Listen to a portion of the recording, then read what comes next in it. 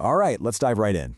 Today, we are talking about one of the most fascinating and, frankly, one of the weirdest figures in all of ancient history, the Egyptian pharaoh Akhenaten.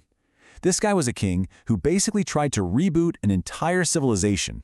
But after his grand experiment was over, after all his new temples and cities crumbled to dust, this is what he was called. Not a visionary king, not a great reformer. His own people called him the enemy. Sometimes even that criminal. So that's the big mystery we're unpacking today. What could a pharaoh possibly do that would make an entire civilization try to scrub him from the history books? I mean, to literally pretend he never even existed. To figure that out, we've got to go back to the world he was born into. Because, a revolution this massive doesn't just come out of nowhere. To understand why he wanted to break the world, you first have to see the world that was handed to him. So, picture this. Egypt is at the absolute top of its game. We're talking peak power, peak wealth. The pharaoh's main job is pretty simple. Don't mess things up. His whole role is to maintain what they called ma'at, this idea of cosmic order and balance. He was the ultimate guardian of tradition.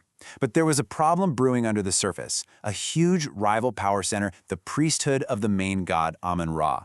These guys were incredibly rich and powerful, maybe even powerful enough to challenge the throne itself. Into this very traditional, very stable world steps our new pharaoh. And he doesn't just want to change a few things. No, he takes a sledgehammer to the whole system. And one of his first big moves is basically a declaration of war. And he does it with a name change.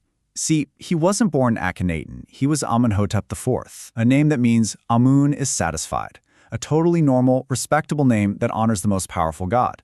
But then he changes it to Akhenaten, which means effective for the Aten. This was a huge slap in the face to the old priesthood. It was a public announcement that he was ditching their god for a new one. And the idea at the very heart of his revolution? It's something we now call monotheism. You have to understand, for thousands of years, Egypt had this huge, complex family of gods for everything. Akhenaten just swept them all away. He said, nope, there's only one god, the Aten, which was represented by the physical disk of the sun. For his time, this idea wasn't just radical, it was almost unthinkable. But he didn't stop there. If you have a new god, you can't just worship him in the old, tainted places. No, you need to build an entirely new world, just for him.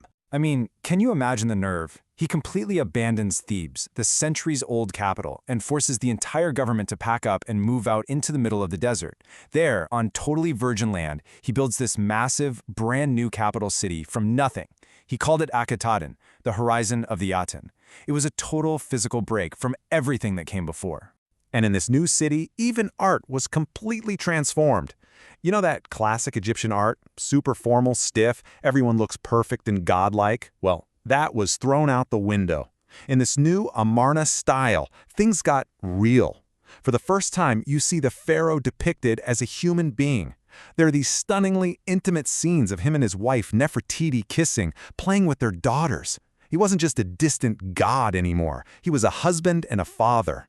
Now, this new vision was beautiful and human in some ways, but the religious belief behind it was anything but flexible. In fact, it was incredibly rigid, and there was absolutely no room for disagreement. And there's a perfect word to describe his whole approach: dogmatic. He was completely, utterly uncompromising.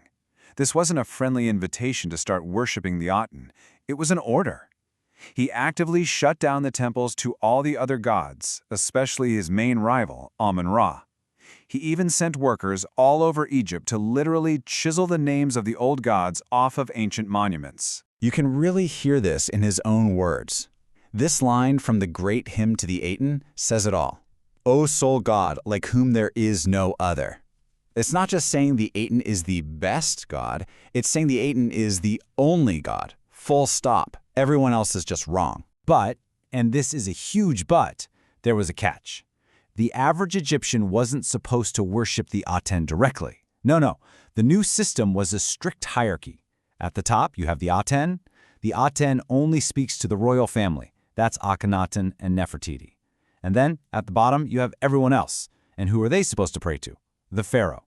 So you pray to the king, and the king talks to the god. You were cut off. So while Akhenaten was completely obsessed with his internal revolution, building his city, changing the art, forcing his new religion on everyone, The world outside his perfect little bubble was starting to catch fire. So you have these images, right? These beautiful, peaceful scenes of the perfect family living in their perfect city under their one perfect God. That was the reality he was selling. But at the exact same time, we've found something else in the ruins of his city that tells a very, very different story. A story of chaos and fear. They're called the Amarna letters. They're basically hundreds of clay tablets, all diplomatic messages from the edges of the Egyptian empire. And they are not happy. They're desperate pleas from kings loyal to Egypt saying things like, "We are being attacked. Our cities are falling. Please send the army. Where's the pharaoh?" And the evidence suggests that for the most part, these cries for help were just ignored. Akhenaten was so focused on his religious project at home, he let the empire crumble. And here's the thing about a revolution built entirely on the will of one man. It's incredibly fragile. The second that one man is gone, the whole thing comes crashing down. And I mean, it comes down fast. Look at this. Akhenaten dies around 1336 BCE. Just a few years later, his young successor, a boy named Tutankhaten, does something incredible. He changes his name to Tutankhamun, the living image of Amun. That one name change was the signal. It was over. The court fled the desert city, went right back to Thebes, and the old gods, especially Amun, were back in business. What came next was an organized, official campaign to wipe him from memory. There's actually a Latin term for this, damnatio memoriae, the condemnation of memory. It's when the state decides you're not just going to be forgotten, you're going to be actively erased. They tore down his buildings, smashed his statues, and took his name off every official king list. The goal was to make it seem like the heretic king had never even been born. So how are we supposed to think about this guy? This man that his own country tried so hard to forget. You're left with this massive contradiction. On one hand, he's a visionary, right? Maybe the world's first monotheist, an artistic genius. On the other hand, he's a fanatic, a dogmatic tyrant who neglected his duties and attacked his own culture. And the truth is, the evidence supports both. He was both brilliant and incredibly dangerous. And that really leaves us with one final big question. Akhenaten's story is thousands of years old, but the problem it presents is timeless. He was so completely certain that he was right, that his vision was the one true perfect way, and in trying to force that vision on the world, he nearly broke it. It really makes you wonder, what is the real price of that kind of certainty? What's the true cost of trying to impose one person's perfect idea on a messy, complicated world?